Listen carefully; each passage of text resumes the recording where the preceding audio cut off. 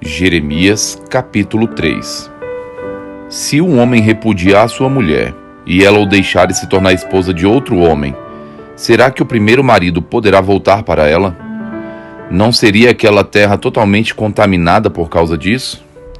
Ora, você se prostituiu com muitos amantes e ainda quer voltar para mim, diz o Senhor.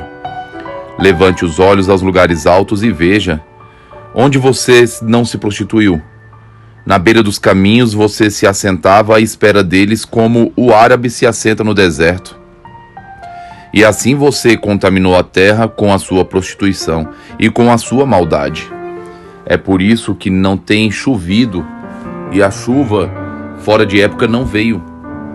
Mas você tem a fronte de prostituta e não quer se envergonhar. Não é fato que agora mesmo você invoca dizendo: meu pai, tu és meu amigo desde a minha mocidade.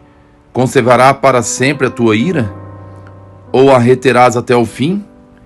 Sim, isso é o que você diz, mas comete maldade até não poder mais. Nos dias do rei Josias, o Senhor me disse: você viu o que fez a rebelde Israel? Foi a todos os montes altos e ficou debaixo de todas as árvores frondosas para entregar-se à prostituição. E depois de ela ter feito tudo isso, eu pensei que ela voltaria para mim, mas não voltou. E a sua traiçoeira irmã Judá viu isso. Quando, por causa de tudo isso, por ter ela cometido adultério, eu despedi a rebelde Israel e lhe dei carta de divórcio, vi que a irmã dela, a traiçoeira Judá, não ficou com medo, mas também ela foi e se entregou à prostituição. E aconteceu que, pela facilidade com que se entregou à prostituição, ela contaminou a terra, porque adulterou, adorando pedras e árvores. Apesar de tudo isso, a irmã dela, a traiçoeira Judá, não voltou para mim de todo o coração, mas fingidamente, diz o Senhor. O Senhor me disse: a rebelde Israel se mostrou mais justa do que a traiçoeira Judá. Vá, pois, e proclame essas palavras para o lado do norte, dizendo: volte, ó rebelde Israel, diz o Senhor, e não farei cair a minha ira sobre você, porque eu sou compassivo, diz o Senhor, e não manterei para sempre a minha ira. Tão somente reconheça a sua iniquidade, reconheça que você transgrediu contra o Senhor seu Deus, e que você se prostituiu com os estranhos debaixo de todas as árvores frondosas, e não deu ouvidos à minha voz, diz o Senhor. Voltem para mim, ó filhos rebeldes, diz o Senhor, porque eu é que sou o esposo de vocês. Eu os tomarei, um de cada cidade e 2 de cada família, e os levarei a Sião. Darei a vocês pastores segundo o meu coração, que os apacentem com o conhecimento e inteligência.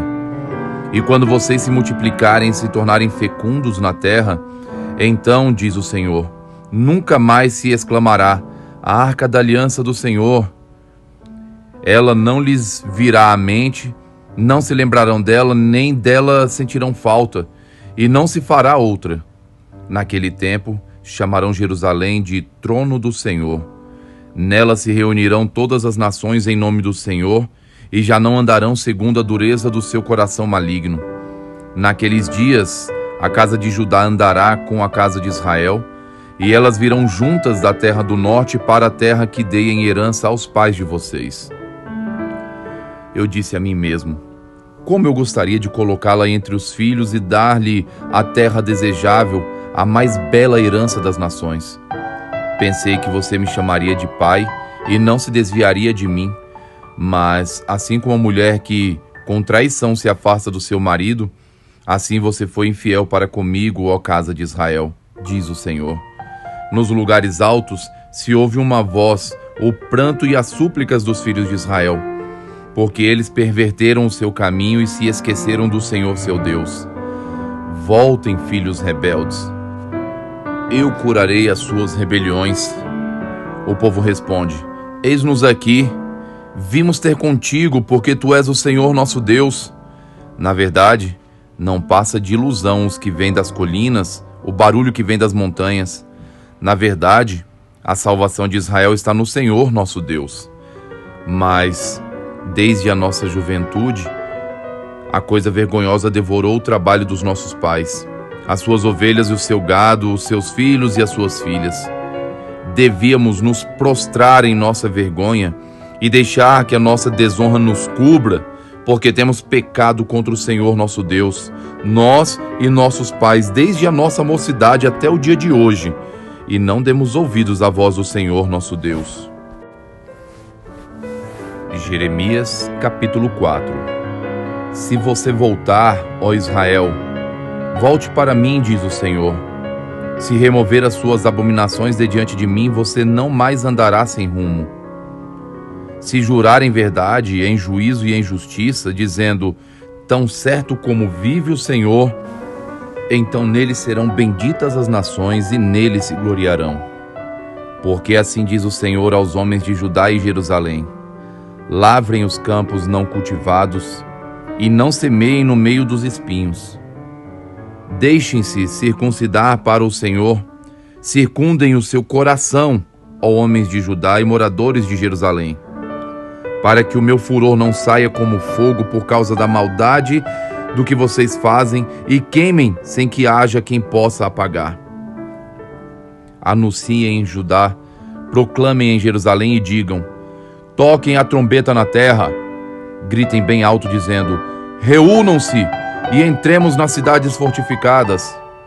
Levantem um estandarte, fujam e não se detenham no caminho, porque eu faço vir do norte um mal, uma grande destruição. Um leão já subiu do seu esconderijo, um destruidor das nações já partiu, já deixou seu lugar para fazer desta terra uma desolação, a fim de que as suas cidades, ó Judá, sejam destruídas e fiquem desabitadas. Por isso, vistam roupa feita de pano de saco, lamentem e uivem, porque o furor da ira do Senhor não se desviou de nós. Naquele dia, diz o Senhor, o rei e as autoridades perderão a coragem, os sacerdotes ficarão pasmados e os profetas espantados. Então eu disse: ah, Senhor Deus, na verdade, enganaste completamente este povo e Jerusalém, dizendo: vocês terão paz, quando uma espada lhes penetra até a alma. Naquele tempo se dirá a esse povo e à cidade de Jerusalém: um vento abrasador vindo dos lugares altos do deserto sopra na direção da filha do meu povo, não para peneirar nem para limpar. Um vento mais forte do que este virá ainda da minha parte, e então também eu pronunciarei a sentença contra eles. Eis que o destruidor avança como as nuvens, e os seus carros de guerra são como a tempestade, os seus cavalos são mais ligeiros do que as águias. Ai de nós! Estamos perdidos. Lave a maldade do seu coração, ó Jerusalém, para que você seja salva. Até quando você abrigará esses seus maus pensamentos? Uma voz se faz ouvir desde Dan e anuncia a calamidade desde a região montanhosa de Efraim. Anunciem isso às nações e proclamem contra Jerusalém. De uma terra longínqua vêm sitiadores e levantam a voz contra as cidades de Judá. Como os guardas de um campo, eles cercam Jerusalém porque ela se rebelou contra mim, diz o Senhor. A sua conduta e as suas obras fizeram vir essas coisas sobre você, ó Jerusalém, e a sua calamidade, que é amarga, atinge até o seu coração. Ah, meu coração, eu me contorço com dores. Oh, as paredes do meu coração se agita. Não posso ficar calado porque ouvi o som da trombeta e os gritos de guerra. Golpe sobre golpe se anuncia, pois a terra toda já está destruída. De repente foram destruídas as minhas tendas. Num momento foram rasgadas as suas lonas. Até quando terei de ver o estandarte do inimigo? Terei de ouvir o som da trombeta? O meu povo é insensato. Eles não me conhecem. São filhos tolos. Eles não têm entendimento, são sábios para o mal e não sabem fazer o bem. Olhei para a terra e eis que ela estava sem forma e vazia. Olhei para os céus e eles não tinham luz. Olhei para os montes e eis que tremiam, e todas as colinas estremeciam. Olhei e eis que não havia ninguém, e todas as aves dos céus haviam fugido. Olhei ainda e eis que a terra fértil era um deserto, e todas as suas cidades estavam derrubadas em ruínas diante do Senhor, diante do furor da sua ira. Pois assim diz o Senhor: toda a terra será devastada, porém não vou destruí-la completamente. Por isso a terra pranteará e os céus lá em cima escurecerão. Porque falei, resolvi, não mudo de ideia nem volto atrás. Ao clamor dos cavaleiros e dos flecheiros, todas as cidades fogem. Entram pelas selvas e sobem pelos penhascos. Todas as cidades ficam abandonadas e já ninguém habita nelas. E você, cidade destruída, por que está fazendo isso? Por que se veste de escarlate, se enfeita com joias de ouro e se pinta em volta dos olhos, se é em vão que você se embeleza? Os seus amantes a desprezam e querem matá-la. Porque ouço um grito como de parturiente, uma angústia como uma mulher que está dando à luz ao seu primeiro filho.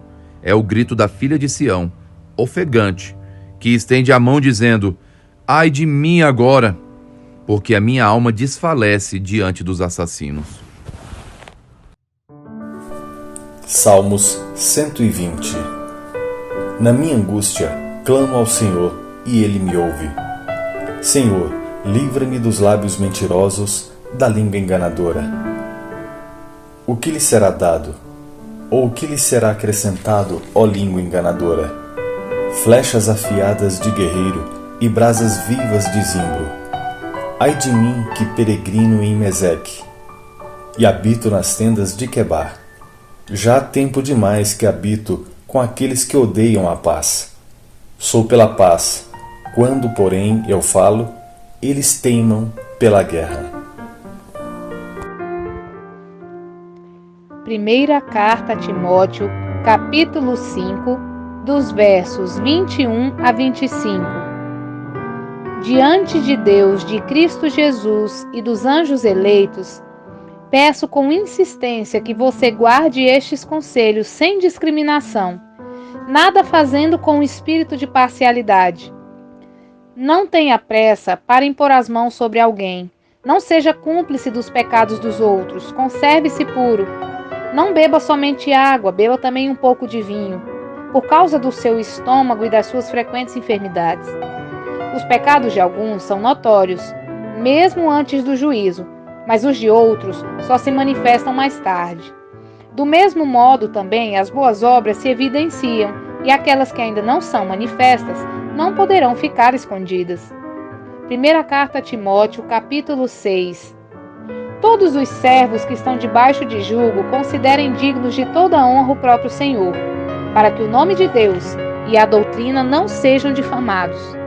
Também os que têm senhor crente não o tratem com desrespeito, porque é irmão. Pelo contrário, trabalhem ainda mais, pois ele que partilha do seu bom serviço é crente e amado.